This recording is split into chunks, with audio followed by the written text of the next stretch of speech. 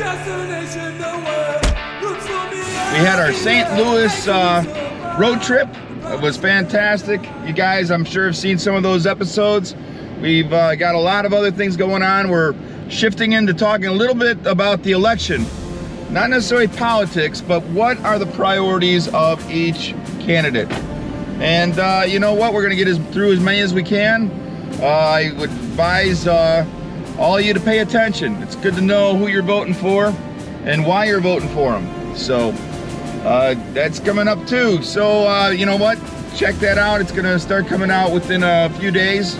And it'll be going all the way up until probably the end of October, beginning of November. So, anyways, right now, I do requests.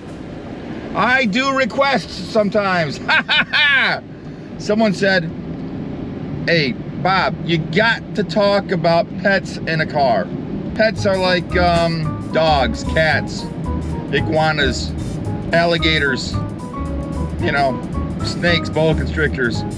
I'm probably not going to talk about every pet in the world, although I have to say that if you actually had a goldfish bowl in your car, that would be pretty awesome. You know, a nice tropical, maybe salt water with coral, the whole 9 yards, that would be great. However, I don't think that they're going to make a in-the-car aquarium anytime soon. However, it wouldn't be the worst thing in the world. I've seen crazy stuff before. We could do crazy stuff again. A friend of mine was explaining to me how excited his dog is. How excited this dog is when he gets in the car, because he's got this anticipation he's going somewhere. He gets in the car, he sits at the seat. Now, you know, this is another thing. People, when you got pets in the car, don't put them in the driver's seat. They don't have a license. You shouldn't have your pet dog or your pet cat driving the car. Don't do it. Anyways, so he said he puts the dog in the car, he sits there, and he could tell when he arrives where he's going, the dog has different emotions.